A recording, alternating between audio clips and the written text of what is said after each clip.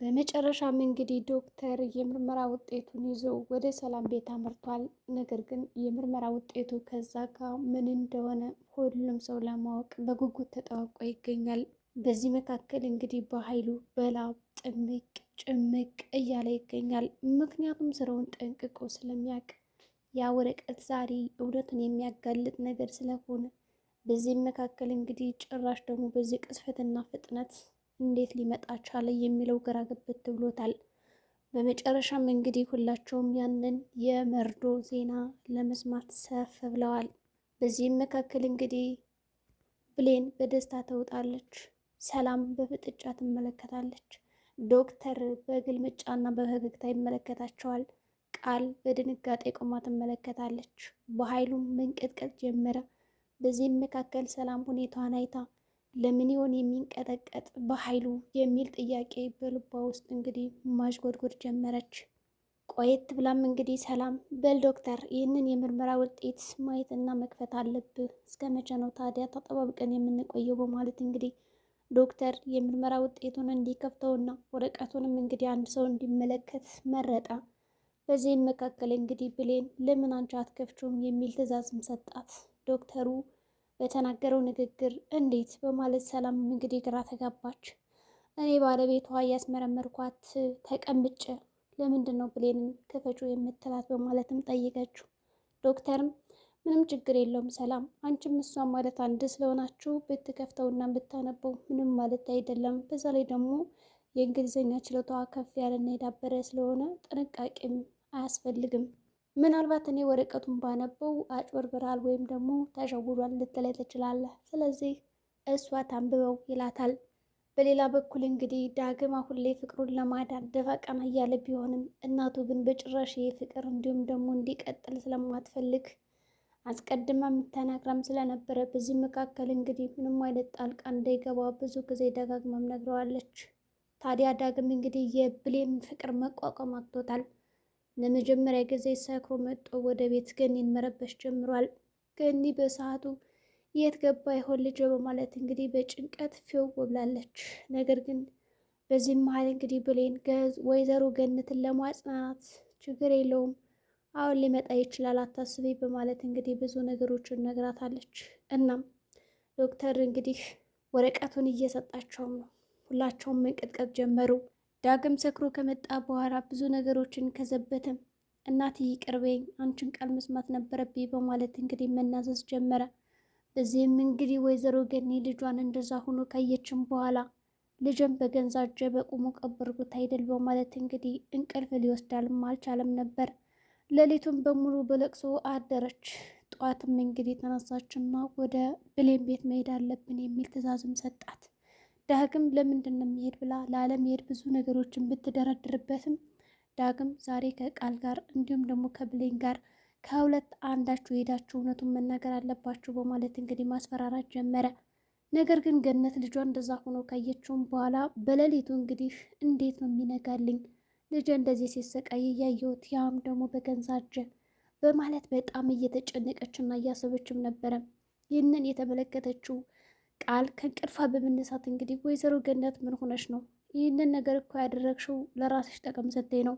ይኸውልሽ እነዚህ ሁለት ፍቅረኛሞች በጭራሽ ሊሆኑ አይችሉም፣ እህትና ወንድም ናቸው። ያለዛ ሰፈሩም አካባቢውም አንቺን ይረብሻል እያለች እንግዲህ ነገሮችን ወዲና ወዲህ ማቀባበል ጀመረች። በእርግጥም ብሌን አሁን ላይ አልፈልግም በጣም ነው የምጠላህ እያለች እንግዲህ ክፉ ቃላቶችን ለዳግም ስትወረውርበት ዳግም ልቡ እየተሰበረና ክፍልፍል እያለ መጥቷል። በተለይም ደግሞ ከሳሚ ጋር ካያቸውም ወዲህ እውነትም ጠልታኛለች የሚል ድምዳሜ በልቡ ውስጥ አድሮበት ስለነበረ ፍቅሩን ሊቋቋም አልቻለም። ተነጠቁ ብሎም ያስባል። በዚህ የተነሳ ብሌን አሁን ሸሽተዋለች። በተለይ ደግሞ ለብሌን አሁን ላይ ያለችው እንክብካቤ እንዲሁም ደግሞ የምታደርገው እያንዳንዱ ነገር አሁን ከእናቷ ጋር ያላትን የፍቅር ግንኙነት ማደስ እና እንዲሁም ደግሞ ከእናቷ ጋር ጥሩ ነገሮችን ማሳለፍ እንዲሁም ደግሞ ማስቀጠልም ነበረ። ይሁን እንጂ በዚህም እንክብካቤዋን እያደረገችለት ትገኛለች። ሰላም ዛሬ ግን በሰላም ነው ብሌን?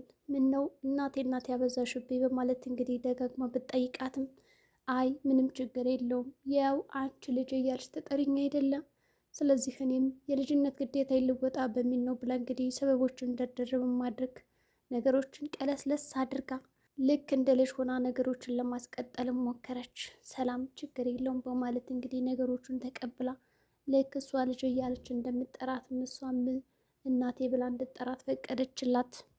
ታዲያ ከፈቀደችላትም በኋላ አሁንም ቢሆን ሰላም ይች ልጅ ምን አስባ ይሆን ዛሬ እናቴ እያለች የምጠራኝ የሚለው ጥያቄ ሊፈታላት አልቻለም። ለዚህም ነበረ ወዲያውኑ ደውላ ዶክተሩ የምርመራ ውጤቱ እንዴት ነው አልደረሰም ወይ ብላም የጠየቀችው። ታዲያ ዶክተርም እንግዲህ ይህንን ስልክ ከተደወለለት በኋላ በጠዋቱ ችግር የለውም ፈጣኝ ከሆነ ዛሬውኑ እንደምንም አድርሼ ላመጣልሽ እችላለሁ በማለት እንግዲህ ጠዋት ደውላ ጠይቀውም ስለነበረ ዶክተሩም በጠዋቱ ይህንን ወረቀት ይዤልሽ እንደምመጣ ቃል እገባልሻለሁ ብሎ ነግሯት ስለነበረ ወዲያውኑ ከችላል ወደ ቤት። በሌላ በኩል ዳግም አሁን ላይ በጣም እየተሰቃየ ይገኛል። እናም እንግዲህ ይህንን አጋጣሚ በመጠቀም ቃል ዳግምን ለራሷ ለማድረግ ወይዘሮ ገነትን እውነቱን እንዳትነግሪው እያለች እየገፋፋችና ለራሷ ጥቅም እያደረገች እንዲሁም ደግሞ እያዋለች እንዲሁም ደግሞ በእርግጠኝነት ይህንን እውነታ ለማንም ሰው ትንፍሽ የምትይ ከሆነ ሁለቶችሽ ልጆችንም ታጫለሽ በማለት በጣም እያስፈራራቻት ትገኛለች። ይኸውልሽ ምናልባት ይህንን እውነታ ተናግረሽ ሁለቶቹ ሊታረቁ ይችላሉ፣ ግን ደግሞ ከታረቁም በኋላ ፍቅራቸውን ይቀጥላሉ። አንቺ ፍቅራቸው አንድ ላይ እንዲሆን አትፈልግም። እናም ደግሞ እዚህ ጋር ሁለት ልጆችን አጋባሽ ተብለሽ ሰዎቹ መነጋገር ያደርጉሻል። ይህ ነገር ጥሩ አይደለም። አሁን ዳግም እንደዚህ የሚበሳጨውና የሚሆነው በጣም ሰክሮ ስለነበር ነው እንጂ ሌላ ነገር አይደለም። ተረጋጊ በማለት እንግዲህ ነገሩን ለማስቀየስ ሞክራ ያልፈነቀለችው ጉድጓድና ድንጋይም አልነበረም። ታዲያ ገነት የእናትነት ልብ ስለሆነ ሰፍሰፍ ማለቷን አላቆመችም ለዳጊ። ዳጊም በጠዋቱ በይኔድ አሁን የተናገርሽን እውነታ እያንዳንዱ ለብሌን ሄደሽ ትናገሪያለሽ በማለት እጇን ይዞ ደስ በሚል ሁኔታ ሂዶም ነበረ። ከደረሰችም በኋላ ግን ገኒ በጣም ነበር ያሳፈረችው። እንዲሁም ደግሞ የእሷ መዋሸት ዳግምን ልቡን ስብር አድርጎታል። እኔ ምንም የማውቀው ነገር የለም በማለት ገነት መልሷን ለብሌን ሰጠቻት። ብሌንም በዛ አጋጣሚ ምንም ልታምነው አልቻላችም። አሁን ላይ በዳግም ላይ ያላት እምነት ስብርብር ብሎና ወድቆ ይገኛል። ምክንያቱም አንድ ላይ ተኝተው ስላገኘቻቸው እንዲሁም ደግሞ እኔ እናቴ አንቺን ላምንሽ እችላለሁ፣ ምንድን ነው ወይስ ደግሞ የልጅ ዋሽልኝ ብሎች ነው በማለት ነገረቻት። ግን አይ እንደዛ ሳይሆን በቃ ዝም ብዬ ነው የመጣሁት በማለት አላውቅም ካለችም በኋላ ዳግም እውነቱን እንደማትናገር ከገባውም በኋላ ጥሏትም ነበር የሄደው። ከሄደም በኋላ እንግዲህ ማልቀሱን ጀመረ። ወይዘሮ ገነትም እንግዲህ ልጄ በማለት እንግዲህ እጇን ደባብሳ እውነቱን ላለመናገር እንግዲህ አልቅሳ ወደ ቤት ተመለሰች። የሚያሳዝነው ነገር ሁላቸውም እንደማትዋሽና ጥሩ ሰው እንደሆነች አድርገው ያያታል። ነገር ግን ገኒ በጣም ከባድ ሚስጥሮች እንደደበቀች የምትታወቅ ሴት ናት። ልጆቿ ይህንን ነገር ሊረዷት አልቻሉም። ዳግም በእናቱ ሁኔታ በጣም አዘነ። ወደ ቤትም ተመለሰና ካሁን በኋላ እንደዛ አይነት እናት የለኝም፣ ከዚህ ቤት የመኖር እቅድም አላማም የለኝም በማለት ይናገራል ከእናቱ ፊት። እናቱም እንዴ ብትደፍረኝ ነው? እናት እኮ ነኝ፣ ለምን እንደዚህ ትናገራለህ? በማለት እንግዲህ ጠየቀችው። አዎ እናቴ ነሽ አውቃለሁ፣ ግን ደግሞ የኔ እናት ውሸታም አይደለችም በማለት ቤቱን ልቆላት ወጣ። በሌላ በኩል እንግዲህ የገነት ጉረቤት አሁን ላይ መረጃውን በኃይሉ የተቀየረ እንደሆነ አድርጋ እንዲሁም ደግሞ ቃል እንደቀየረችው እና እንደሸወደችው ነግረዋለች። እና በጠዋቱ እየተክለፈለፈች መጣ። እንግዲህ 28 ሺህ ብር ላጥ አድርጋ በልታለች። ይህም እንግዲህ ፍራንክ ነው። ለዚህማ ቆንጆ የሆነ ግብዣ ያስፈልገኛል በማለት ቀለል ያለ ነገር ሰጥቷታል። ያቺ ብሌን እንዲሁም ደግሞ ቃል እንደሸወዱ ታወቀ። ቃል ለካ እዚህ ላይ ተጫወሽብኝ አይደል በማለት ፎከረባት። በጠዋቱም እንግዲህ ገኒና ዳግም ወደ ብሌን ሲሄዱ ሳሚ ድምጥማጡ ጠፍቷል። እናም ለቃል ጥሩ አጋጣሚ ነበረ። ብቻዋን እንዲያገኛት በኃይሉ ተፈረደበት። በኃይሉም ፊት ለፊቷ ሄደው ቀጥ ይላል።